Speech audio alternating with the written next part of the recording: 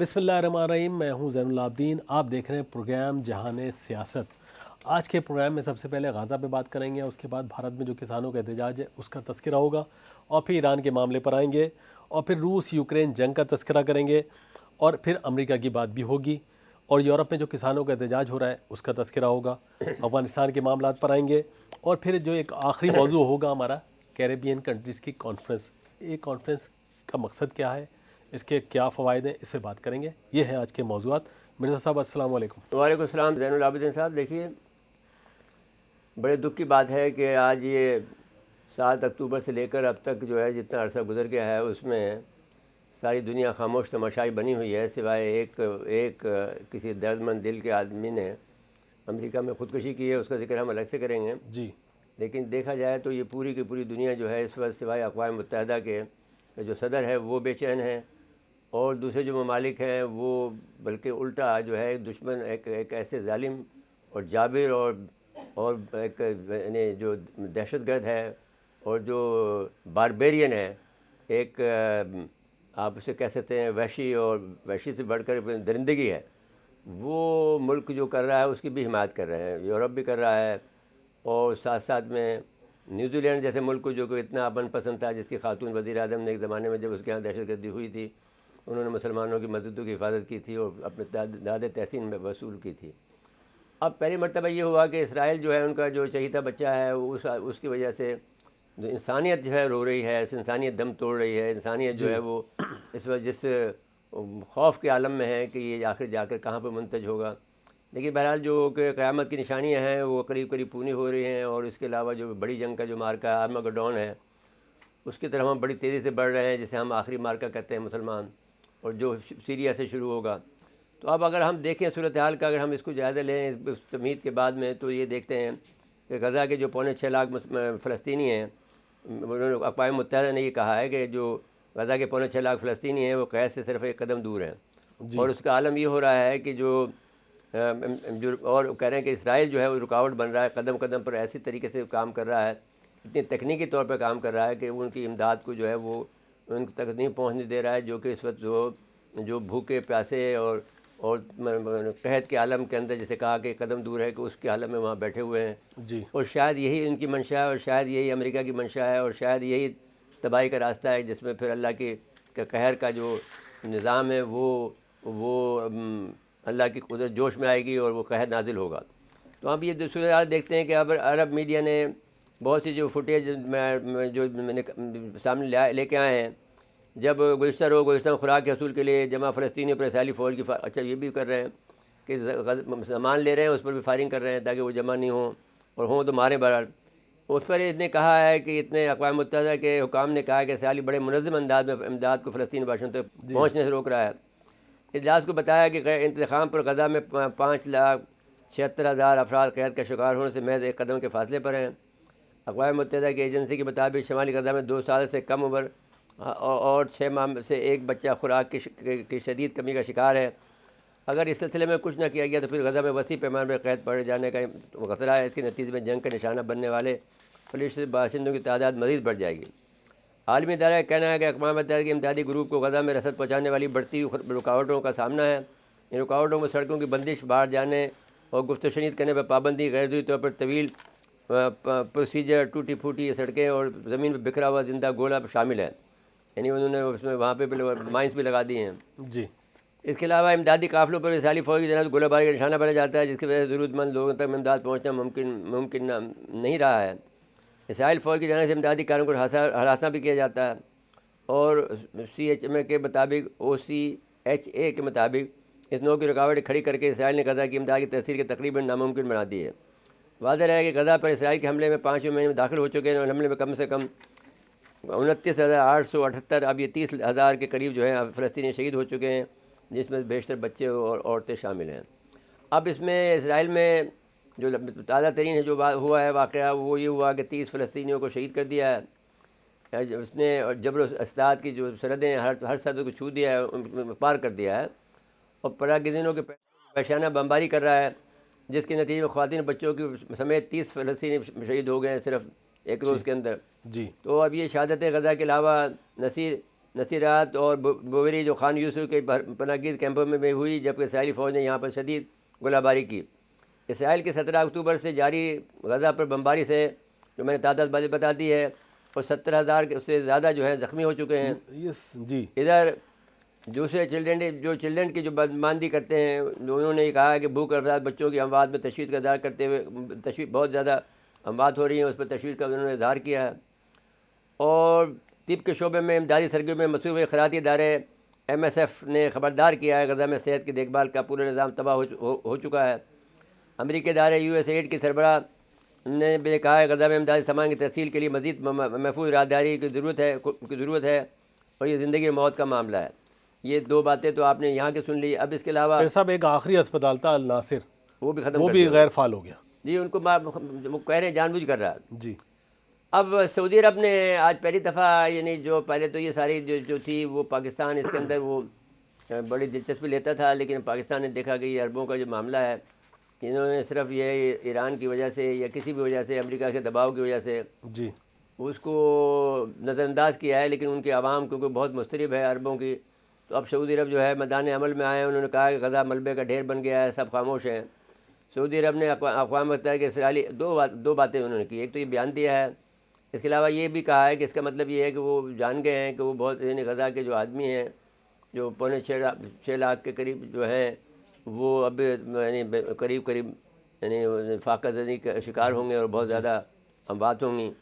تو وزیر خارجہ فیصل بن فرحان نے اسرائیل کی جبر و بے گھر ہونے والے فلسطینیوں کی آخری پناہ گاہ پر بھی حملہ کیا ہے اور عالمی برادری کے ضمیر کو جھوڑنے کی کوشش کی ہے۔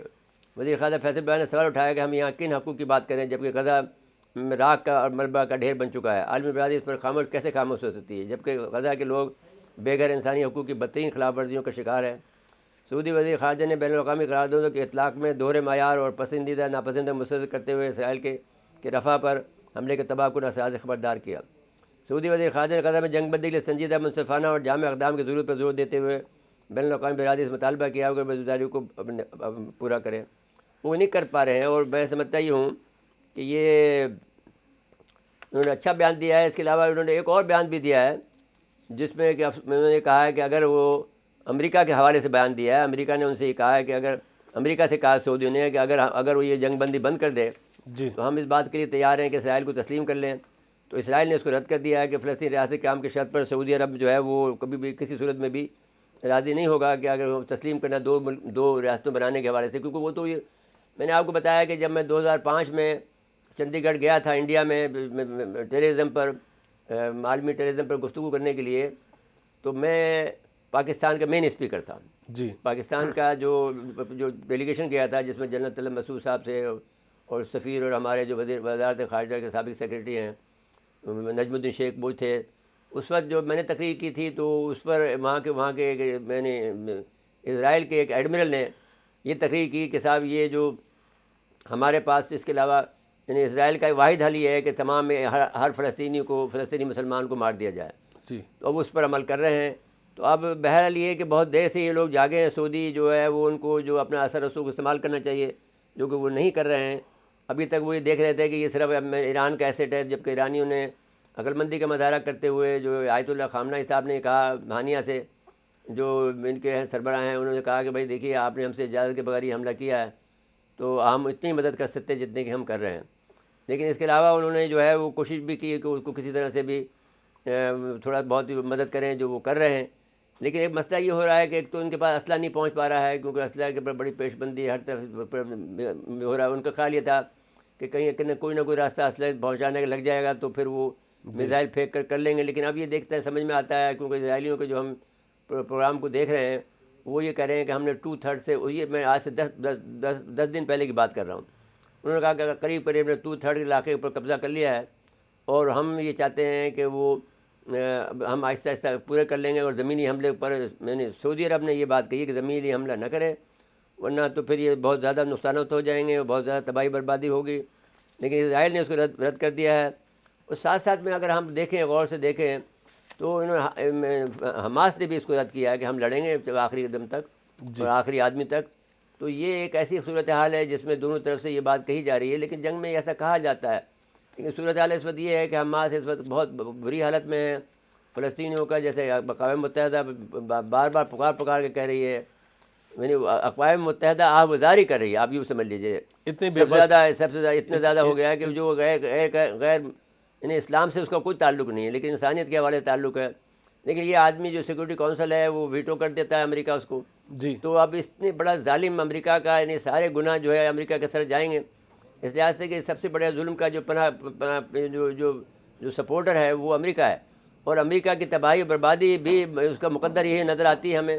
اس لحاظ سے کہ اب یہ کب تک یہ ایک تو یہ ہے کہ مجھے یقین ہے کہ یہ نہیں جیت سکے گا جس کا نام جو بائیڈن ہے. جی لیکن جو بائیڈن اتنا ظالم اور شفاق آدمی ہے، جس نے آپ کو یاد ہوگا کہ پاکستان کے خلاف بھی جو منصوبہ بنایا ہے، جس میں اس نے پاکستان کے 3 ٹکڑے پاکستان کے ٹکڑے کیے، بلوچستان کو الگ کیا ہے، خیبر پختونخوا کو جو ہے اور گلگت بلتستان کو افغانستان کے حوالے کیا ہے، تو اور ایران کے سیستان کو بھی گریٹر بلوچستان کے طور پر بنانے کی کوشش کی ہے.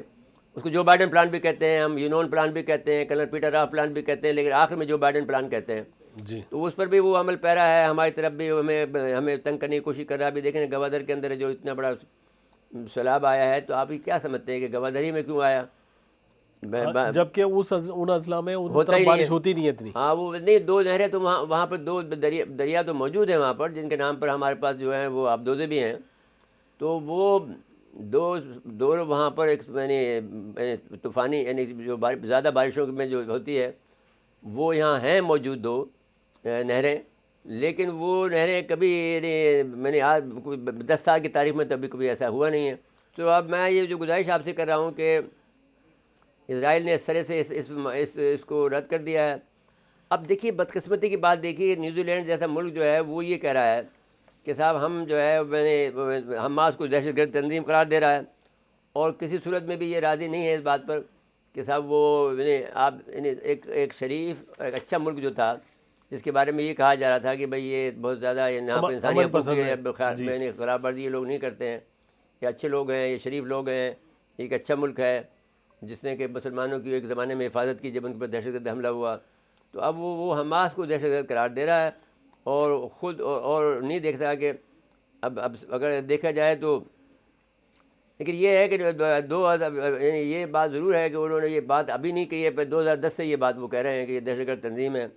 لیکن ابھی وہ شکنجے میں اسرائیل کے. ہاں بس سارے دنیا سے شکنجے کے اندر ہے، اور دیکھیں گے تو وہ آپ اس کو اگر غور کریں تو یہ بڑی عجیب غریب بات. اب دیکھیے امریکہ کے بس میں یہ ہے کہ اسرائیل کے کان مروڑے اور اس کو کہے کہ یہ امداد جانے دے. لیکن اب امریکہ نے اعلان تو کیا ہے کہ $53 ملین کی امداد ہم ان کی مدد کے لیے کرتے ہیں، لیکن وہ امداد کیسے پہنچے گی؟ وہ تو اب جب امریکہ UNO کا جو ہے یونائٹڈ نیشن کا جو صدر ہے وہ کہہ رہا ہے کہ یہاں پہ امداد پہنچنے پر قدم قدم پر رکاوٹیں ہیں، قدم قدم پر مشکلات ہیں، پریشانیاں ہیں، اور وہ بلکہ جو لوگ امداد لینے کے جمع ہوتے ہیں ان پر بھی حملہ کر دیتے ہیں. تو ایسی صورت میں آپ کیسے سمجھتے ہیں کہ یہ کام کیسے ہوگا کہ یہ جو امداد لیکن وہ کیا کریں کہ ہمارے جو آدمی وہاں ہیں ان کو محفوظ بنانے کے لیے یہ امداد ہم دے رہے ہیں. جی اب یہ امداد میں غزہ کے لوگوں کو نہیں دے رہے ہیں، بلکہ اپنے لوگوں کو محفوظ بنانے کے لیے 53 ملین کی امداد دے رہے ہیں. ان کا مطلب یہ ہوا کہ وہ بھی $53 ملین کی. تو یہ بھی بہرحال مجھے لگتا ہے کہ وہ ان کو دے دیں گے اسرائیلیوں کو جو اور مارے ان کو. تو اتنا بڑا ظلم جو ہے تاریخ کے اندر بہت ہی کم دیکھنے میں آیا ہے. اور ابھی تک جو ہے ابھی فلسطینیوں کے خلاف امریکہ نے $180 ملین کی امداد رقم بھیجی ہے، اور بہت زیادہ امداد کر رہا ہے، جو کہ شرمناک ہے امریکہ کے لیے. امریکہ جیسا ملک جو کہ چیمپئن بنتا ہے جی، اور وہ مورل ویلیو کھو چکا ہے. اس کی جو اخبارات ہیں وہ بند کر دیے ہیں انہوں نے کہ صاحب جو لوگ بھی اسرائیل کے خلاف بات کرتا ہے اس کو وہ نکال دیتے ہیں، اخبارات کے لوگ بھی ہیں، اور جو اینکر ہیں وہ بولتے ہیں ان کو نکال دیتے ہیں، جو کالم نگار ہیں ان کو نکال دیتے ہیں. لیکن ایک بات یہ کہی جا رہی ہے، فرائڈمین ایک بہت اچھا کالم نگار ہے، اگرچہ وہ یہودی ہے، اس نے یہ کہا ہے کہ اس سے نقصان یہ ہو رہا ہے کہ جو دنیا بھر میں جو اسرائیل کی جو ہمدردیاں ہیں وہ کم سے کم ہوتی چلی جا رہی ہیں، اور وہ نقصانات جو ہیں وہ بڑھتے چلے جا رہے ہیں. اور امریکہ یہودیوں کے خلاف جو ہے وہ جو اسرائیلی خلاف جو ہے، یہودیوں کے خلاف نہیں، اسرائیلی خلاف جو بارکارائی ہو رہی ہے وہ اپنے عروج پر ہے. اور روز بروز جو ہے اسرائیلی کے خلاف لوگ ہوتے جا رہے ہیں، وہ تنہا ہو رہا ہے. اس نے اپنے آرٹیکل میں جو جمعرات کے روز چھپا ہے جی، اس میں یہ آرٹیکل میں یہ لکھا ہے کہ بہت بڑا جو اس کا جو ایسٹ تھا وہ یہ تھا کہ دنیا بھر میں اس کو پسند کیا جاتا تھا اور اس کو مظلوم سمجھا جاتا تھا. اب وہ مظلومیت کے بجائے وہ جو ہے وہ اس وقت ظالم کے روپ میں نمودار ہو گیا ہے, جی جس کی وجہ سے اس کا جو سب سے بڑا ایسٹ تھا جو کہ صاحب اس کو لوگ پسند کرتے تھے, وہ اب اس کے خاتمے کا وقت آ گیا. اور لوزنگ اس نے لفظ استعمال کیا, لوزنگ جو اس کا جو بیسٹ ایفرٹ ہے وہ لوز کر رہا ہے, اور جو دنیا بھر کی ہمدردیاں ہیں. تو وہ دنیا میں جب انقلاب آتے ہیں, جب دنیا کے جو انسانی جب ظلم بڑھتا ہے تو پھر نظریات لوگوں کے تبدیل ہوتے ہیں, ویسے نہیں تبدیل ہوتے ہیں. جب ہولوکاسٹ ہوا تو ساری دنیا جو ہے اسرائیل کے خلاف تھی, یہودیوں کے خلاف تھی, اور وہ کہتے ہیں کہ اتنا بڑا نہیں ہوا, لیکن بہرحال ہوا تو صحیح, انسان تو وہ بھی تھے. تو جب ہٹلر نے یہ فیصلہ کیا کہ بھائی ان لوگوں کو بھائی یہ دنیا بھر کے اندر بڑے ظالم لوگ ہیں, ان کو جب تک ہم ماریں گے نہیں تو اس وقت تک یہ یعنی ملک میں دنیا بھر میں امن نہیں ہو سکتا ہے. کیونکہ آپ کو یاد ہوگا کہ ہم نے کئی دفعہ آپ سے کہا کہ اگر ہم 1050 سے سن 1005 سے اگر اسے لے لیں, ہسٹری کو لے لیں 1933 تک, تو یہ 5 دفعہ یو کے سے نکالے گئے, 5 دفعہ فرانس سے نکالے گئے. فرانس نے تو اس کو 5000 آدمیوں کو زندہ جلا دیا تھا. اسپین سے 5 دفعہ نکالے گئے, اٹلی سے 5 دفعہ نکالے گئے. جی لیکن ہر دفعہ جو ہے وہ پھر یہ چلے جاتے تھے. اور ان کا روس سے نکالے گئے, بلغاریہ سے یہ نکالے گئے, ہر ملک سے یہ لوگ نکالے گئے. لیکن پھر آگے جمع ہو جاتے تھے اور پھر اپنا جو کاروبار شروع کرتے تھے سود کا اور دنیا بھر کے جو ظلم و ستم کا, وہ کاروبار اپنی جگہ پر جاری رکھتے ہیں. اور یہ کسی صورت میں بھی اپنے آپ کو سیدھا انسان نہیں بنا پائے ہیں, اور اس وقت درندگی کے جس مراحل میں ہیں, بربریت کا جس دور سے کا یہ مظاہرہ کر رہے ہیں, وہ بالآخر ان کو تنہا کر کے چھوڑے گا. جی میرے صاحب ایک بات اور کرنی ہے اسی موضوع پہ, لیکن بریک کے لیے کہا جا رہا ہے. یروشلم, غزہ سے یروشلم تک کا مارچ نکالا ہے اسرائیلیوں نے, یہودیوں نے, وہ جو قید ہیں ان کی رہائی کے لیے. ناظرین مختصر وقفہ ہے, وقفے کے بعد آتے ہیں. ایک بار پھر پروگرام میں خوش آمدید کہتے ہیں. جی میرے صاحب اس صاحب آپ نے جو سوال کیا ہے وہ آپ سے ایک بات کہتے ہیں کہ ان کے پاس سب سے بڑا ہتھیار اس وقت جو ہے وہ یہی ہے کہ وہ جو یہ جنگی قیدی جن کو بنا کے لے گئے اسرائیلیوں کو, جی وہ یہودیوں کو جو بنا کے لے گئے, ان کے جنرلوں کو بنا کے لے گئے ہیں. تو اصل میں بات یہ تھی کہ نیتنیاہو کی حکومت فعال ہو رہی تھی. تو اب یہ بات اکثر دنیا میں یہ بات کہی جا رہی ہے کہ یہ ایک قسم کا 9/11 ہے اور یہ اسرائیل کے حق میں جائے گا. تو اس وقت ہم کہتے تھے نہیں, جیسے صورت کے ساتھ میں انہوں نے حملہ کیا ہے, تو اس صورت کے آپ دیکھیں نا, دنیا کے اندر یہ بات دیکھی جاتی ہے کہ وہ لوگ جو حکمران ہوتے ہیں وہ اس بات کو نہیں دیکھتے ہیں کہ انسان کون ہوتا ہے یا آدمی کتنے مر گئے میرے. جی وہ اس کو دیکھتا ہے کہ میری حکومت کیسے برقرار رہے. اس کا ایک ہی مسئلہ ہوتا ہے کہ میری حکومت کیسے برقرار رہے. تو اپنی حکومت کو برقرار رکھنے کے لیے اس نے اب یہ غزہ میں ان کو موقع دے دیا, اور غزہ ان کے پاس بہت تپ رہے تھے. وہ کہتے تھے ہم ایسے ہی مر رہے ہیں تو ہم کیوں نہ مار کے مریں. جی تو اب وہ جو اس کے خلاف جو مظاہرے ہو رہے ہیں وہ بڑی تعداد میں ہو رہے ہیں, جس کی خبر کا مکمل بلیک آؤٹ ہے. الجزیرہ ایک ایسا میں نے ادارہ تھا یا ٹی وی چینل تھا جو کہ وہ کہیں نہ کہیں نکال دیتا تھا, لیکن اس کے کئی آدمی مار دیے ہیں اس کے. تو وہ اب وہ رپورٹنگ پہ پراپر نہیں کر پا رہا وہاں سے. جی جو دوسرے جو انڈیا کے لوگ ہیں یا امریکہ کے لوگ ہیں وہ رپورٹنگ نہیں کرتے اس کے خلاف. تو بنیادی طور پر جو پرابلم ہے وہ بہت سنگین ہے, اتنا سنگین ہے جتنا کہ آپ اندازہ نہیں لگا سکتے. کہ آپ یہ جو باتیں ہو رہی ہیں وہ بحث یہ ہے کہ نیتنیاہو جس دن بھی اس نے یہ معاہدہ کر لیا, امن ہو گیا, نیتنیاہو کی موجودگی نہیں ہوگی. اس لیے کہ وہاں پر اتنا زیادہ ان کے خلاف غم و غصہ ہے خود یہودیوں کے درمیان میں کہ اتنے آدمی کا آپ کو نقصان ہوا ہے. ابھی تو وہ جنگ کے ذریعے سے اپنے آپ کو برقرار رکھے ہوا ہے, لیکن جیسے ہی جنگ ختم ہوئی ویسے ہی جو ہے لوگ اس کے پر چڑھ دوڑیں گے اور اس کا تکہ پوٹی کریں گے. نہیں کر سکتے ہیں تو کم سے کم یہ بھاگے گا یہاں سے, یہ یہاں نہیں رہ سکتا ہے. اس لحاظ سے کہ جو اب یہ حماس کے لوگ یہ تو نہیں کریں گے نا کہ ان آدمیوں کو ان کے حوالے کر دیں. جی اگرچہ وہ کئی دفعہ جو پہلے بھی غلط جنگ بندی ہوئی تھی, غلط ہوئی تھی, جنگ بندی نہیں ہونی چاہیے تھی, حماس کو جاری رکھنا چاہیے تھا. لیکن اب مسئلہ یہ تھا کہ جو انہوں نے جو حکمت عملی وضع کی, وہ ایک ملک ہے, ان کے پاس ایئر کرافٹ ہیں, وہ اوپر سے حملہ کرتے ہیں, یہ بیچارے نیچے ہوتے ہیں. جو سرنگیں تھیں انہوں نے اس پر بھی ان کا دعویٰ یہ ہے کہ ہم نے آلموسٹ جو ہے سرنگوں پہ قبضہ کر لیا ہے. اب یہ سرنگوں کے ذریعے سے, اب میں نے بتایا تھا کہ سرنگوں کی تاریخ یہ ہے کہ سکندر اعظم سے جب لڑائی ان کی شروع ہوئی تھی تو اس سے یہ سرنگیں بنی تھی. پھر ان سرنگوں کو انہوں نے وسیع کیا اور دور تک پھیلا دیا, کئی میلوں تک, یعنی 20 کلومیٹر اندر تک لے گئے ہیں. تو اب وہ سرنگیں ان کے لیے بیکار ہو گئی ہیں کہ انہوں نے پوائنٹ آؤٹ کر لیا ہے سیٹلائٹ سے, اس سے. اب بحث یہ ہے آج بھی تاریخ کل جو تاریخ میں مورخ لکھے گا کہ یہ ایک 9/11 ہی تھا. انہوں نے ایک موقع فراہم کیا نیتن یاہو نے ایک موقع فراہم اپنے لیے کروایا ان سے حملہ کروا کر, اسرائیلیوں کو مروا کر. تو یہ دنیا بھر میں یہ پرابلم ہو گیا. جیسے کہ آپ نے دیکھا کہ انڈیا نے پلوامہ کر لیا, اپنے آدمی مروا دیے, لیکن پھر اس کے بعد میں پاکستان پہ حملہ کیا 26 فروری کو, لیکن وہ تو پاکستان تھا, اس نے جواب 27 فروری کو دیا اور بہت ہولناک اس کو جواب دیا بڑا. اور ابھی بھی میں یہ کہتا ہوں کہ جو انڈیا کے جو لوگ ہیں, جو سمجھدار لوگ ہیں, وہ کہتے ہیں کہ فارمیڈیبل اینیمی, پاکستان بہت خوفناک ترین جو ہے وہ انڈیا کا دشمن ہے. اور آپ نے دیکھا کہ وہ جو ایئر کموڈور ہمارے تھے, انہوں نے یہ بات بتائی آپ کو کہ وہ ہم ان سے 20 گنا زیادہ بہتر صلاحیت کے حامل ہیں ایئر فورس کے معاملے میں. ہم 20 سال ان سے آگے ہیں, 20 سال آگے, 20 سال آگے ہیں. اور وہ ہم نے اس پہ جواب دیا کہ جو بات آپ نے 27 فروری کی وہ اب آپ کے خلاف کیوں نہیں کر سکتے ہیں. تو انہوں نے کہا صاحب ہم اس سے بھی زیادہ, ہم تو پھر تربیت ہماری اس کے ساتھ میں اپڈیٹ ہوتی رہتی ہے. یہ نہیں ہوتا کہ ہم اس سے جس طرح سے امریکہ یہ کرتا ہے کہ آپ کے جو بھی آپ اگر فرض کے لیے کوئی خطرہ آج لاحق ہو گیا, وہ چاہتا ہے کہ 50 سال تک کہ اس کو خطرہ نہ رہے. تو وہ 1 سال بھی اگر آپ آگے چلے گئے, جیسا کہ چین جا رہا ہے, تو وہ کہتا ہے صاحب ہو چین ہم سے بہت طاقتور ہو گیا, تو وہ شور کرتا ہے. انہوں نے ایک متعین کر دی ہے ریڈ لائن, وہ ریڈ لائن 50 سال پہلے کی ہے. تو ہم نے بھی اس طرح سے ریڈ لائن متعین کر دی کہ ہم اس سے 20 سال آگے رہیں گے. اس لحاظ سے ہم آپ کی تربیت بھی رکھیں گے, اس لحاظ سے ہم اب آپ دیکھ لیجئے کہ ہمارے پاس آلموسٹ جو 5th جنریشن جو اس وقت دنیا کے اندر بہت کم لوگوں کے پاس ہے, وہ 5th جنریشن جو ایئر کرافٹ ہے وہ ہمارے پاس آ گیا ہے.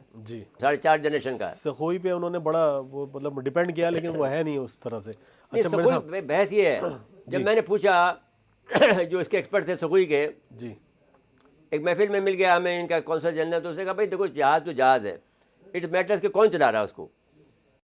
اگر یہ چلا رہے ہیں, اگر چلانے والا اس کو وقت کے اوپر آپ نہیں دبائے گا بٹن, چلانے والا اس کو آپ کو ٹریپ نہیں کرے گا, چلانے والے کی جو ان کے طریقے کار ہیں کہ گھمانا کس طرح سے ہے تاکہ وہ ہٹ نہ ہو. جس طرح کہ ایک آدمی نے ہٹ کیا, سخوئی 30 والے نے کو ہٹ کیا تو وہ گھوم چکا تھا. اگر اور تھوڑا سا گھوم جاتا تو پھر نہیں لگتا اس کے نشانے پر, لیکن اس کو لاک کر لیا تھا. پھر لاک کرنے کا مطلب یہ ہے کہ پھر وہ گائیڈڈ میزائل ہوتا ہے, کیمرے اس میں فٹڈ ہوتے ہیں اور وہ کنٹرول ہوتا ہے. اس کے بعد نیچے جو گراؤنڈ فورس ہوتی ہے اس کے بعد ہوتے ہیں, تو وہ پیچھے اس کو لگتا ہے, اس کو مارتا ضرور, لیکن یہ کہ گھومنے تو اس نے کر لیا. اب پاکستان کا نہیں, ایک اور عجیب بات ہمیں معلوم ہوئی کہ وہ جو ہے اس نے پاکستان ان کے سرحدوں کو انہوں نے ہمارے ہوائی جہازوں نے پار ہی نہیں کیا, ان کے لائن آف کنٹرول کو یا لائن انٹرنیشنل لائن کو, بارڈر کو ہم نے کراس ہی نہیں کیا. ہم نے ان کو ٹیمپٹیشن پیدا کی, ان کو سک کیا اپنی طرف کے, جیسا کہ ہم وہاں پر آ گئے, ان کے سارے نظام کو جیم کیا اور ان کو سک کیا اپنے اندر. اور جب وہ ابھینندن کو کہا جا رہا ہے, وہاں سے خاتون کی آواز آ رہی ہے کہ واپس آ جاؤ تم پھنس گئے ہو, لیکن وہ کیونکہ جیمنگ تھی تو کوئی سمجھ نہیں سکتا تھا, ہیجان کی کیفیت تھی, انتشار تھا, بہت زیادہ گھبراہٹ تھی. تو اس طرح سے پھر انہوں نے اپنے ہیلی کاپٹر کو بھی گرایا. تو اس طرح سے آپ دیکھیں کہ 3 ان کے ہو گئے, اور ان کو پھر انہوں نے یہ بھی کیا کہ اتنی خوبصورت یعنی بہترین انہوں نے اپنے مہارت کا اظہار کیا کہ جو انہوں نے جس بریگیڈ ہیڈ کوارٹر کو انہوں نے ٹارگیٹ بنایا تھا, اور آخری وقت میں اس کا راستہ روک کر اسے گراؤنڈ میں پھینک کے بتا دیا کہ ہم تمہیں مار سکتے تھے لیکن ہم نے تمہیں بچا دیا. تو اسی طرح سے اگر آپ دیکھیں صورتحال کو, میں نے یہ بات اس طرح سے کی کہ امریکہ یہ کرتا ہے, اسی طرح سے پاکستان نے اپنا تعین کر رکھا ہے, اسی طرح اسرائیل نے تعین کر رکھا ہے. لیکن اگر اسرائیل نے جنگ بندی ہوئی, نیتن یاہو نہیں رہ سکتا آپ اس لحاظ سے, کیونکہ نقصانات اتنے ہو گئے ہیں اور وہاں کی پبلک اتنی بھاگی ہے وہاں سے, جس کو آپ کے اخبارات یا دنیا بھر کے اخبار, آپ معلوم ہے آپ کو پابندی ہے, آپ کو معلوم ہے کہ آپ کسی بھی سوشل میڈیا کے پلیٹ فارم پر زیادہ بات اسرائیل کے خلاف نہیں کر سکتے ہیں. تو سوائے اس کے کہ آپ کو چینل سیٹلائٹ پہ ہو تو آپ کر سکتے ہیں.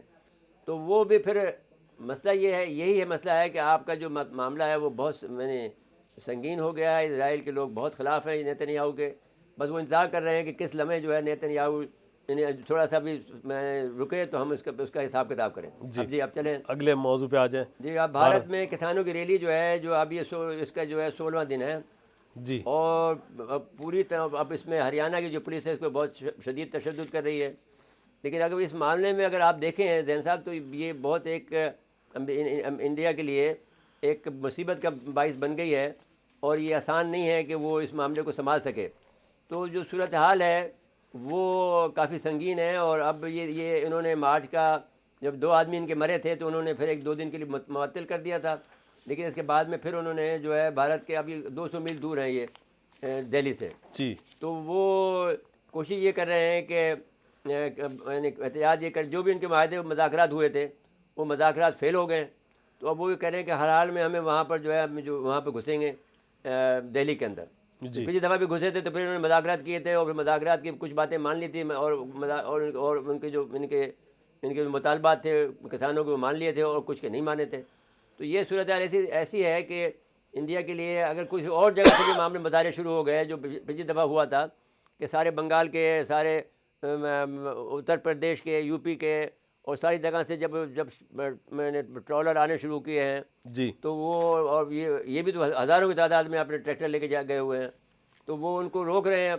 اب ان کی رکاوٹیں کھڑی کر رہے ہیں اور صورتحال بہت ہی سنگین ہے. اس معاملے کو کہا جا سکتا ہے کوئی آسان کام نہیں ہے انڈیا کے لیے اس وقت جو ہے اس معاملے کو روکنا.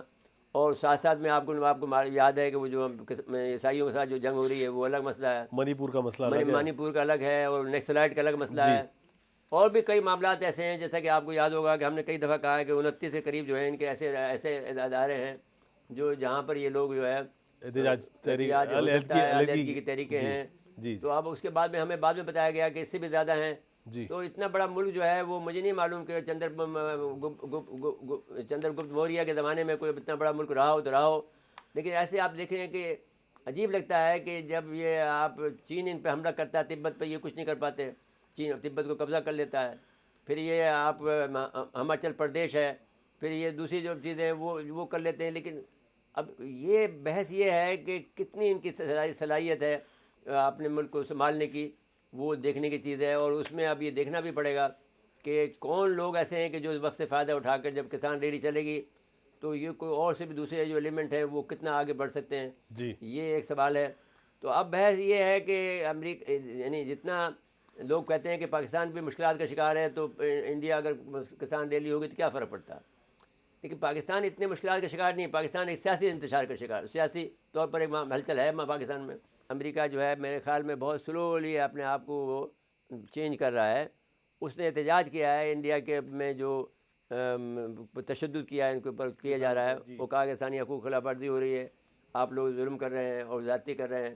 تو اب ایسی صورتحال میں اگر آپ دیکھیں تو یہ بات کہی جا سکتی ہے یقین سے کہ دنیا میں اسرائیل کے خلاف تو بات نہیں ہو رہی ہے, لیکن انڈیا کے خلاف بات اس لیے ہو رہی ہے کہ انڈیا کو دبانا ہے اور انڈیا کو اپنے مرغا بنانا ہے. لیکن اب بہت سے لوگ جو کہتے ہیں کہ ہم اگر ان کے بلاگر کو دیکھیں انڈیا کے تو وہ یہ کہتے ہیں کہ صاحب ہم بہت آزاد ہیں.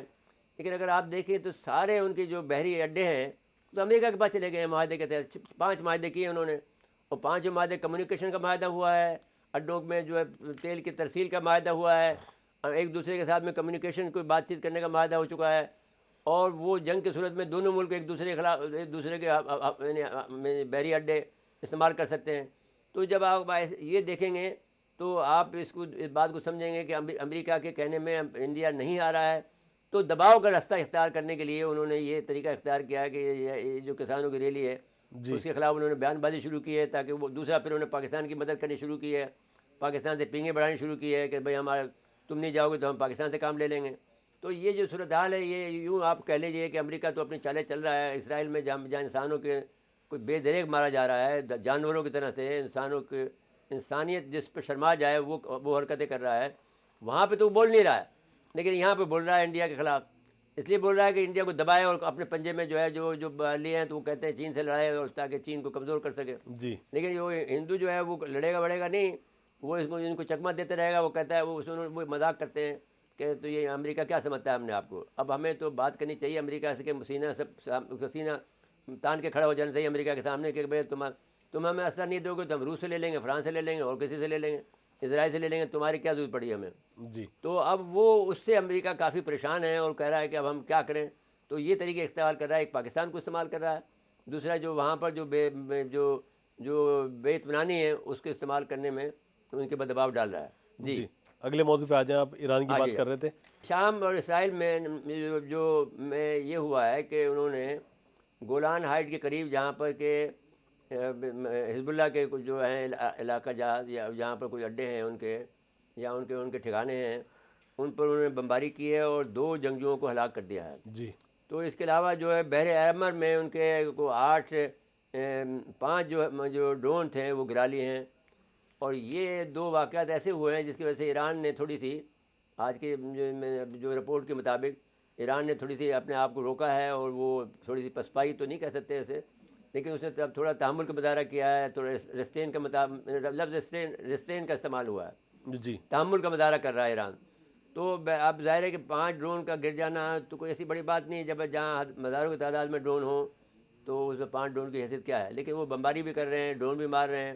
تو یہ جو صورتحال ہے ایران کی، اور ساتھ ساتھ میں ایران ٹائم بائی کر رہا ہے، کیونکہ وہ چاہتا ہے کہ وہ اس عرصے میں نیوکلیر پاور بن جائے، جی اور نیوکلیر پاور اس طرح سے ہو سکتا ہے کہ امریکہ وہاں پر اگر ڈیزی کٹر بھی ڈالے، جیسے میں کئی دفعہ کہہ چکا ہوں، تو بھی ایران کے جو سرنگیں ہیں اس تک ڈیزی کٹر نہیں پہنچ سکتا ہے، کتنی بہت گہرائی کے چلے گئے ہیں۔ وہ اپنے مثال کے طور پر آپ جی یوکرین پہ دیکھ لیں، یوکرین میں اگر ایٹم بم ماریں گے تو ان کا جو ریلوے اسٹیشن ہے وہ اتنا بڑا ہے، جو پولینڈ تک جاتا ہے، اس میں ان کی پوری یوکرین کی آبادی سما سکتی ہے، اور ایٹم بم کا اثر نہیں ہوگا ان کے اوپر، اتنا گہرا ہے۔ یعنی یہ تو روس نے خود بنایا تھا، کیونکہ پولینڈ ان کے ساتھ تھا۔ جی پولینڈ کو ملانے کے لیے ملانے کے لیے وہ اس نے اتنی گہری بنائی تھی کہ ایٹم بم کا اس پر اثر نہ ہو۔ لیکن یہ کہ بہت خطرناک صورتحال یوں ہے کہ کافی خطرناک بات اسے کہا جا سکتا ہے۔ جی بھائی صاحب، پھر بریک کا وقت کا ہو گیا ہے، بریک کے بعد آئیں گے تو اگلے موضوعات پہ چلیں گے۔ ہاں جی، ناظرین، مختصر وقفہ ہے، وقفے کے بعد آتے ہیں۔ ایک مرتبہ پھر پروگرام میں خوش آمدید کہتے ہیں۔ جی میرے صاحب، اب آ جائیں ذرا روس اور یوکرین جنگ پر۔ دیکھیے زید صاحب، یورپ میں اب یہ بڑی بے چینی پرابلم ہو گئی ہے کہ یورپ کب تک کتنا ساتھ دے، جی اور روس کا مسئلہ یہ آ گیا ہے کہ فرانس پہلے تو مخالفت کرتا رہا، اب اچانک اگرچہ اس نے اسرائیل کی تو مخالفت کی ہے، جی لیکن یوکرین کے معاملے میں اس نے جب معاہدہ کر لیا ہے، برطانیہ نے یوکرین کے ساتھ ایک دفاعی معاہدہ کر لیا ہے، تو پھر فرانس اور یہ ایسے دشمن ہیں جیسے انڈیا پاکستان، فرانس اور برطانیہ، تو یہ صدیوں تک لڑتے رہے ہیں۔ یعنی 18ویں صدی ان کی صدی تھی لڑائی جنگ و جدل کی صدی تھی۔ یہاں تو یہ کہ اسکاٹ لینڈ، آئرلینڈ، یہ سب ملک جو ہیں برطانیہ کے خلاف لڑتے رہتے تھے، اور بہت خون بہا ہے ان میں، لاکھوں کروڑوں آدمی مر گئے ہیں اس کے اندر۔ لیکن یہ ہے کہ اسی طرح سے اب جب یوکرین نے ان سے معاہدہ کر لیا ہے تو فرانس بے چین ہے کہ بھئی میں اپنی فوج وہاں بھیجوں گا یوکرین کے اندر۔ جی اب یوکرین کے پاس جو سب سے بڑی طاقت ہے وہ اس کی ہے گیہوں کا سب سے بڑا، یعنی ان کی آپ یہ سمجھ لیجئے کہ خوراک کا ذخیرہ ہے یوکرین۔ تو ہر ایک آدمی چاہتا ہے کہ مجھے اگر یوکرین کے اندر ہم ساتھ دیں گے تو جو ان کا جو پیداوار ہو رہی ہے گیہوں کی یا اناج کی جو پیداوار ہوتی ہے، جس سے کہ یورپ میں کی سپلائی ہوتی ہے، وہ اس میں سے ہمیں حصہ ملے۔ اگر یورپ ٹوٹتا ہے یا روس ٹوٹتا ہے یا روس رکتا ہے تو پھر ہمیں اس سے فائدہ ملے گا۔ یہ بنیادی بحث ہے۔ اب لیکن نیٹو نے اس کی مخالفت کر دی ہے۔ نیٹو نے یہ ترکیب استعمال کی ہے کہ جو برطانیہ کو آگے بڑھایا ہے، یعنی برطانیہ کے خلاف اگر کوئی جنگ کرے گا تو نیٹو آٹومیٹک اس میں شامل ہو جائے گا، تو اس میں فرانس کی ضرورت نہیں، فرانس بھی اس میں شامل ہے۔ فرانس ہی اپنی الگ سے پالیسی بناتا ہے، تو وہ اس پالیسی کو فیل کرنے کے لیے جو نیٹو کے جو لوگ ہیں انہوں نے کہا کہ نہیں صاحب، آپ اس میں نہیں کریں گے، آپ فوج نہیں بھیجیں گے۔ جی اور برطانیہ کے وزیر اعظم رشید سوناک کے ترجمان نے کہا ملک کا یوکرین میں فوجی تعینات کرنے کا کوئی ارادہ نہیں ہے، لیکن یہ لوگ کچھ نہ کریں گے۔ جرمن چانسلر نے بھی کہا ہے کہ یورپی ممالک یہ نیٹو کا رکن یوکرین میں فوج تعینات نہیں کرے گا۔ سب یہ کہہ دیا اس نے۔ جارجیا نے کہا ہے کہ دفتر کی جانب سے بیان میں جاری کیا کہ اٹلی یوکرین کی سرزمین پر یورپی یا نیٹو ریاستوں نے کہ فوجیوں کی موجودگی کی حمایت نہیں کرتا۔ اچھا، اب اسی طرح سے انہوں نے نیٹو کے بھی کہہ دیا ہے کہ نیٹو کی جو متعدد رکن بشمول اسپین، پولینڈ اور جمہوریہ چیک نے بھی یہ کہا ہے کہ ہم نہیں اپنے فوجیں بھیجیں گے۔ لیکن ترکیب انہوں نے یہ استعمال کی ہے کہ برطانیہ کو آگے بڑھا دیا ہے، جی اور برطانیہ جو ہے ہمیشہ روس کا دشمن رہا ہے، اور اس نے جو ہے وہ اس کو یہ کہا ہے کہ آپ کبھی بھی ہم آپ کو جو ہے یعنی گرم پانی تک نہیں پہنچ دیں گے۔ اگر یہ راستہ اختیار کرے ایران اور پاکستان کا تو وہ گرم پانی میں پہنچ گیا، وہ راستہ اختیار کرے افغانستان اور پاکستان کا تو گرم پانی پہنچ گیا۔ جی تو یہاں پر برسوں سے انہوں نے جو گریٹ گیم جسے کہتے ہیں، تیسرا گریٹ گیم چل رہا ہے، تو 500 سالوں سے یہ جنگ جاری ہے کہ روس کو نہیں پہنچنے دے رہے ہیں گرم پانی تک۔ ابھی جو پاکستان کے ساتھ میں جو سب سے بڑی آپ یہ دیکھیں نا کہ جو یہ حکومت گئی ہے، دوسری جو پرانی حکومت تھی قاسم صاحب کے والد صاحب کی، تو وہ صرف اس میں میجر رول یہ تھا کہ روس کو وہ ایکسس دے رہا تھا۔ اس کو یہ نہیں پتا تھا کہ یہ جنگ کا آپ جس ملک سے آپ آزاد ہوئے ہیں اس کے جو فوجی جو ہیں اور اس کے کتنا اثر ہے فوج کے اوپر اس کا، اور وہ کتنا ساتھ دیں گے۔ تو اب ایسی صورتحال میں میں یہ کہتا ہوں کہ اب ایک خطرناک بات ہو گئی ہے۔ پیوٹن نے یہ کہا ہے کہ اگر نیٹو ممالک نے زیادہ گڑبڑ کی تو ہم جوہری اسلحہ استعمال کریں گے. Now this is the last warning. یہاں پر ہم پھر آپ کو یاد دلائیں گے کہ ہمارے جو بزرگ تھے جو کہ اسفہان کے رہنے والے تھے, نعمت اللہ شاہ ولی, نعمت اللہ شاہ ولی, جو انہوں نے کہا تھا کہ ایک رے نامی ملک جو ہے ایک الف نامی ملک کو تباہ کر دے گا. اس وقت الف نام کا امریکہ تو موجود نہیں تھا, جس وقت انہوں نے کہتی 800 سال پہلے کی بات ہے. جی یہ تو 250 سال کی پیداوار ہے امریکہ. تو ایک وہ تو انگلینڈ ہی ہے, تو وہ تباہ کر دے گا. تو اب یہ پوٹن نے کہا ہے کہ یوکرین جنگ میں اگر شامل, نیٹو کی فوج یوکرین جنگ میں شامل ہوئی تو وہ جوہری جنگ بھی چھیڑ سکتی ہے. اور روسی پارلیمنٹ سے اپنے سالانہ خطاب میں کہا کہ روس کسی کو بھی اپنے اندرونی معاملات میں مداخلے کی اجازت نہیں دے گا. اس نے کہا کہ یہ جو جنگ ہوئی ہے صرف اسی وجہ سے تو ہوئی ہے نا کہ یوکرین میں آپ آ کر ہم پر حملہ کرنا چاہتے ہیں. ساتھ ساتھ میں اس نے فن لینڈ کو, جہاں سے یہ آپ کا یہ نوکیا بنتا ہے جہاں, جی تو وہ فن لینڈ کو کہا ہے اور سویڈن کو کہا ہے کہ اگر یہ نیٹو میں انہوں نے گڑبڑ کی. اچھا, سویڈن کے علاقے کے اندر روس کی جو ہے آپ 2 دن پھرتی رہتی ہیں. وہ یہ علاقہ جو ہے نارتھ پول کا علاقہ کہلاتا ہے نا, اکثر ان کے یہاں بارڈر بند ہوتے ہیں. اور یہ بات تو اس میں اس نے کہا کہ اگر نیٹو نے ذرا بھی گڑبڑ کی تو میں روس میں داخلے کی, سویڈن کو اگر اجازت مل گئی یا فن لینڈ کو مل گئی تو روس میں داخلے کی ان کو اجازت مل جائے گی. جی اور یہ ہم کسی صورت میں نہیں ہونے دیں گے. اگر یہ ہوا تو مغربی ہتھیارنے کے لیے مغربی ممالک انہی ممالک کو ہمیں اپنے اندر شامل کر رہا ہے جو ہمارے خلاف ہیں. جی تو اگر یہ ہوا تو ہم کسی کو نہیں چھوڑیں گے اور جوہری جنگ چھڑ سکتی ہے. یہ ایک بہت خطرناک الارم ہے, جس الارم سے ساری دنیا کو خوفزدہ ہونا چاہیے, خصوصاً امریکہ کو اس بارے میں جو ہے اپنے آپ کو سنبھالنا چاہیے, ورنہ یہ معاملہ جو ہے بے جا بہت تباہی ہو مداخلت. جائے گا. جی امریکہ کی بات کر لیں, آپ امریکہ کی بات کرنا چاہ رہے تھے. جی امریکہ کا میں 2 باتیں ہو گئی ہیں. جی امریکہ نے ایک تو یہ کیا ہے کہ جو وہاں پہ جو بائیڈن کو جو ایک وہاں سے ملا ہے ایک کانسٹیٹیونسی سے, اس پر بھی احتجاج ہوا ہے کہ آپ جو ہے انسانوں کو مار رہے ہیں. جی ان کو کامیابی ملی ہے, لیکن اس کامیابی ملی ہے, لیکن اس پہ میں نے اس پر ان کو جی یہ کہا ہے کہ تم اس طرح کی حرکتیں نہیں کرو. تو وہ ایک خطرے کی علامت ہے اس کا.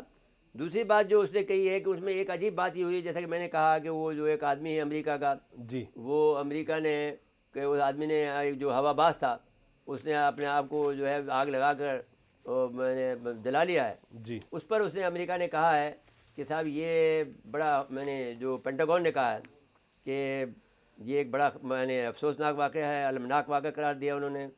امریکہ کا جو پائلٹ تھا ایرون, وہ اس نے خودکشی کے لیے اپنے آپ کو جلا کر, اور جو میں نے حماس کی حمایت میں, فلسطینیوں کی حمایت میں. جی تو یہ ایک عجیب بات ہے اور بہت زیادہ نشاندہی کرتی ہے کہ امریکہ میں کچھ نہ کچھ ضمیر جاگ رہا ہے. جی 2 واقعات کی وجہ سے, ایک تو ان کے کاؤنٹی کا جو ہوا انتخاب اور اس کی وجہ سے ہوا.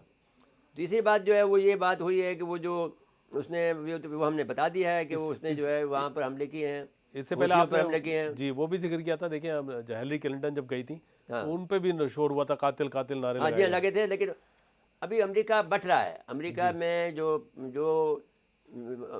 اس کا بھی آیا ہے, جو آپ کے پہلے صدر تھے امریکہ کے ڈونلڈ ٹرمپ صاحب جو ہیں, انہوں نے کہا کہ میرے پہ جو مقدمہ جو آپ چلا رہے ہو وہ اس کو ملتوی کرو جب تک کہ فیصلہ نہ آ جائے.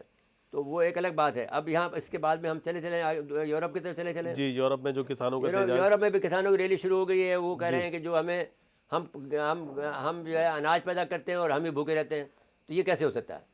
تو ہمیں ہماری ضروریات زندگی پوری نہیں ہوتی ہیں. تو وہ وہاں پر بھی بڑے 900 کے قریب جو ہیں جو ٹریکٹر اور ٹرالیاں جو ہیں وہ اسپین کے اندر جو ہے وہاں پر پھنسی ہوئی ہیں. کئی علاقوں کو انہوں نے بند کر دیا ہے, اور بہت سارے علاقے کو تو نہیں کر سکے ہیں, لیکن کچھ علاقوں کو انہوں نے کافی کنٹرول کر لیا ہے اور مشکلات کا شکار ہیں. اب کسانوں کا عجیب بات یہ ہو رہی ہے کہ جو ایک تو یہ کہ پانی کی جو یہ قلت ہو رہی ہے وہ, اور دوسرا جو اناج کی قلت ہے, اور جو کسانوں کو جو مزدوری مل رہی ہے وہ اتنی نہیں مل رہی جتنا کہ پہلے ملا کرتی تھی. کہتے ہیں کہ آپ جو ہے قیمتیں جو ہیں وہ جتنا ہم پیداوار پر خرچ کر رہے ہیں اس سے کم قیمت دے رہے ہیں ہمیں. پوری دنیا میں یہ بسال ہو رہا ہے. تو اب یہ ہے کہ کسانوں نے پولینڈ اور جرمنی کے درمیان صدری گزرگاہ کو بند کر دیا. برسلز میں جو کہ بیلجیم کا دارالحکومت ہے, اس پہ بوتلیں پھینکی, اور میڈرڈ ہے اس کا اسپین کا علاقہ میں جمع ہو کر سپر مارکیٹ کی سستی قیمتوں اور یوکرین سمیت بیرون ممالک سے غیر منصفانہ مساوات کے خلاف کارروائی کا مطالبہ کیا. یورپین یونین میں آپ کو معلوم ہے کہ 27 ممالک ہیں، اور اس میں گرین جو ڈیل جو ہے اس میں ماحولیاتی جو پالیسی ہیں وہ بذات خود بہت کمزور حالت میں چل رہی ہیں، جی اس پہ عمل نہیں ہو رہا ہے۔ تو جو برسلز میں اور جو آپ کے میڈرڈ میں بہت سی جو احتجاج ہو رہا ہے، اس میں جیسا کہ میں نے آپ سے ذکر کیا تھا کہ وہاں پر ڈنڈے بوتلیں اور انڈے جو ہمارے طریقہ کار ہوتا تھا وہ آج کل وہاں یورپ میں شروع ہو وہ گیا ہے۔ بیلجیم میں تو ٹریکٹر کو آگ اور لگا دی ٹریکٹروں میں بیلجیم میں جو کہ دارالحکومت کے میں جو برسلز ہے برسل جی اس میں 900 ٹریکٹروں نے بیلجیم کے دارالحکومت کچھ حصوں کو جام کر دیا ہے۔ اسی طرح سے اسپین کا بھی حالت یہی ہے۔ تو اب صورتحال یہ ہے کہ جو بحث یہ ہے کہ آپ منصفانہ ان کے مطالبات یہ ہے کہ منصفانہ آمدنی کے لیے ہم ایک بار پھر کسانوں کی حیثیت برسل میں ہیں، کیونکہ یورپی یونین ہمارے مطالبات نہیں سن رہی ہے۔ جی تو اور اس میں بھی یہ ہو رہا ہے کہ کسی معاملے پہ وہ مان جاتے ہیں، کسی معاملے پہ نہیں مانتے ہیں۔ تو اب بہرحال یہ بھی ایک ایسی صورتحال ہے کہ جو یورپ کو مشکلات کا شکار کر رہی ہے۔ جی اب آ جائیں افغانستان پر۔ دیکھیے افغانستان میں سرعام پھانسی دینے کا جو طریقہ کار ہے، جو کہ ایک اسلامی طریقہ کار ہے، جی اس کو انہوں نے اس پر اعتراض کیا ہے۔ اقوام متحدہ طالبان حکومت سے مطالبہ کیا ہے کہ افغانستان میں سرعام پھانسی دینے کو نہ دیا جائے، اس کو ظالمانہ سلوک سے مترادف قرار دیا۔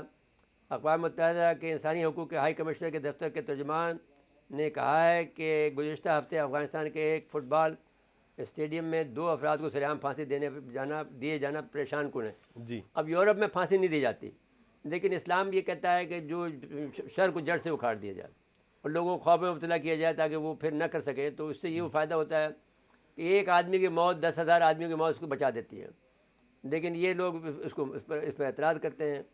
تو اب اسی طرح سے دوسرے لوگوں نے بھی کہا ہے کہ صاحب امریکہ جو واحد مغربی ملک ہے جو اب بھی سزائے موت پر عمل پیرا ہے، تاہم اس نے بھی افغانستان میں سرعام پھانسیوں کی مذمت کی ہے۔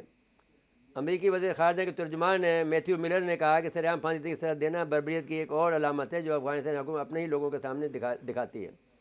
امریکہ میڈیا کے بقول 1996 سے 2001 تک اپنے پہلے دور حکومت میں طالبان نے سرعام پھانسی عام تھیں، لیکن اس بات توقع تھی کہ طالبان پرانی روش کی بجائے کچھ نرمی کا دکھائیں گے۔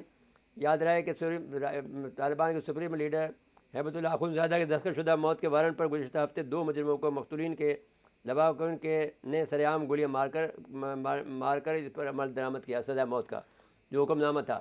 اب بحث یہ ہے کہ یہ مطالبہ کر رہے ہیں خود کے ملک میں بھی، ان کے ابھی تک امریکہ میں قانون سازی کے تحت تو وہ دے سکتے ہیں، لیکن وہ دیتے ہیں وہ اس پہ یعنی الیکٹرک چیئر پر۔ بربریت وہ لوگ کہہ رہے ہیں جو لوگ خود نہیں، دنیا جو بھر بربریت کی انتہا کر رہے ہیں، یہ تو کوئی بات، یہ تو جس نے قتل کیا اس کو سزا دے رہے ہیں نا، جی اس پر آپ کو اعتراض ہے۔ اور لیکن جو وہاں پہ جو کھلے عام بربریت کر رہا ہے، جس پہ ہولوکاسٹ ہو رہا ہے، جی جس پہ مقدمہ چل رہا ہے، جنوبی افریقہ جیسے ملک نے ان کے مقدمہ کیا ہوا ہے، جہاں پر عالمی برادری کہ جو لوگ اچھے لوگ ہیں وہ سب کے اس کے برابر کہہ رہے ہیں، لیکن اس کے باوجود جو ہے وہ نہیں مانتے ہیں، اور جو ظلم و بربریت کا جو بازار گرم کر رکھا وہ کرتے ہیں، لیکن افغانستان پر ان کو اعتراض ہے جو کہ ظلم کو روکنے کے لیے ہے۔ آپ کو یاد ہوگا کہ جس وقت ملا عمر کی حکومت آئی تھی تو پاپی یکسر بند ہو گئی تھی، افیم بند ہو گئی تھی، ہیروئن بند ہو گئی تھی، لیکن ان کے جانے کے بعد وہ ان کو پسند نہیں ہے کہ ایسا کام ہو، وہاں سے پیسے کماتے ہیں یہ لوگ، وہ انہوں نے پھر جاری کر دیا۔ اب دوسری بات، آخری جو ٹاپک ہمارا وہ ہے کیریبین، جو ایک صاحب یہ افغانستان والا تھوڑا سا ایک اور بتا دیں، ان کے لیے مشکلات تو کھڑی ہو رہی ہیں، ایک تو ان کے پیسے بھی ریلیز نہیں کر رہے۔ نہیں دیکھیے مشکلات، طالبان جو ہے، طالبان کا روپیہ پاکستان سے مضبوط ہے، جی وہ اندرون خانہ، اگر آپ یہ سننا چاہتے ہیں تو سن لیں، اندرون خانہ امریکہ ان کی مدد کر رہا ہے۔ جی تو اب دوسری بات جو آپ کیریبین پہ آ جائیں، کیریبین کانفرنس، اچھا کیریبین کانفرنس ہوئی ہے، یہاں پر کوئی یہ 45ویں کانفرنس ہے جو برازیل کے صدر کی نے اس میں شرکت کی ہے۔ یہ گیانا کے دارالحکومت جارج ٹاؤن میں ہوئی ہے، 28 فروری سے شروع ہوئی ہے۔ یہ 3 روزہ کانفرنس ہے اور 13 ممالک میں اس کے سربراہ اس میں شریک ہو رہے ہیں۔ جی اور سب سے اہم جو ہے وہ یہ ہے کہ برازیل کے صدر نے اس میں شرکت کی، کیونکہ اس میں سب سے بڑا ملک ہے، جی اور برکس میں بھی شامل ہے، اور بہت زیادہ ہمارے ہتھیار بھی ہمارے F-17 تھنڈر طیارے بھی لے چکا ہے وہ۔ جی تو اس لحاظ سے بھی ہے کیونکہ وہ برازیل G20 کے تنظیم کا رکن ہے اور دنیا کی 19ویں بڑی معیشت ہے۔ گیانا کے صدر جو ہیں وہ صدر عرفان علی ہیں اور وزیر اعظم مارک فلپس نے ان کا استقبال کیا۔ یعنی یہاں پر یعنی وہ مسلمان بھی رہتے ہیں اور عیسائی بھی رہتے ہیں۔ جی تو وزیر اعظم کا عہدہ انہوں نے لے لیا ہے، عیسائیوں نے، جو طاقتور عہدہ ہے، صدر بنا دیا ہے۔ لیکن ایسی کوئی مسلمانوں کی بہت بڑی آبادی نہیں ہے، لیکن پھر بھی بہرحال ان کا ہے تو اس میں کانفرنس کا مقصد رکن ممالک کے درمیان سیاحت اور تجارت کا فروغ ہے، جی انسانی اسمگلنگ کی روک تھام ہے۔ رکن ممالک کی 45% آبادی غربت کا شکار ہے، اور اس کی 1.2 بلین کی آبادی ہے، 1.9 ملین 1.9 بلین کی آبادی یہ ہے۔ سارے تمام ملکوں ملکوں کا کل رقبہ برازیل کی ایک ریاست کے بعد ہے، مونٹو گروسو کے جیسا، جتنا اس سے بڑا ہے نہیں۔ جی تو آپ چھوٹے چھوٹے ملک ہیں چھوٹے جی چھوٹے ملک ہیں، جی ہاں۔ تو اب اگر آپ صورتحال کو دیکھیں، ایک تو سنگین صورتحال یہ ہے کہ جو آپ مجھ سے پوچھیں جی تو سب سے بڑی جو ہے وہ خطرناک بات یہ ہے کہ یوکرین نے کی جنگ میں جو روس نے دھمکی دی ہے، وہ ایک بہت ہی سنگین صورتحال کی مظہر ہے، ایٹمی ایٹمی، اور وہ ہوگا، یہ اس لحاظ سے ہوگا کہ برطانیہ مانے گا نہیں، روس بھی اپنے آپ پہ سے نہیں ہٹے گا۔ اب یہ الگ بات ہے کہ وہ اس کوشش میں لگے ہوئے ہوں گے، مجھے یقین ہے امریکہ، برطانیہ، فرانس، ہر ملک کی کوشش ہوں گے کہ روس کے صدر ولادیمیر پیٹر کو راستے سے اگر ہٹا دیا جائے تو روس پر قابو پانا آسان ہوگا۔ اس پر وہ میں نے کام کرے ہوں گے، ریجیم چینج کی کام کر رہے ہوں گے، ان کو مارنے کی باتیں کر رہے ہوں گے، ان کے پلان بنا رہے ہوں گے، لیکن اب یہ دیکھنا یہ ہے کہ روس کس حد تک اس میں کامیاب ہوتا ہے۔ دوسری جو بات ہے وہ جو آپ کا جو ظلم و ستم کی ہو رہا ہے، جس میں کہ اللہ کا غضب قہر نازل ہونے کو ہے اسرائیل پر، وہ غزہ کا ہے، جی کیونکہ وہ دو یہ معاملے اتنے سنگین ہیں کہ جو آپ کے جو، لیکن اب یہ خطرہ ٹل گیا ہے، بظاہر نظر آتا ہے۔ جو بحر احمر والا تھا کہ وہ جو 12 کیبلیں ہیں وہ کاٹ دیں، دنیا کا نظام درہم بند ہو جائے کمیونیکیشن کا، ایران شاید اس سے رک گیا ہے یا پھر کوئی بڑی پلاننگ کر رہا ہے۔ تو بہرحال معاملات جو ہیں دنیا بھر جو ہے سنگین ہیں، جیسے ہم آخر میں کہتے ہیں کہ یہ جو آج کا دور ہے وہ اتنا سنگین ہے کہ کسی وقت بھی کچھ بھی ہو سکتا ہے۔ ہم عالمی جنگ کی طرف بڑھ رہے ہیں، جی دنیا میں خطرے کا جو لیول ہے وہ بہت بڑھ گیا ہے، دنیا کی تباہی کا سطح بہت بلند ہو گئی ہے۔ تو یہ ساری سطح جو معاملہ دیکھا جائے وہ ہم کوئی اچھی صورتحال سے نہیں گزر رہے ہیں۔ جی بالکل ٹھیک ہے، اللہ خیر کرے۔ بس میرے ساتھ وقت ختم ہوا پروگرام کا۔ ناظرین آج کے لیے اتنا ہی، آئندہ پروگرام تک کے لیے اجازت چاہتے ہیں۔ اللہ حافظ۔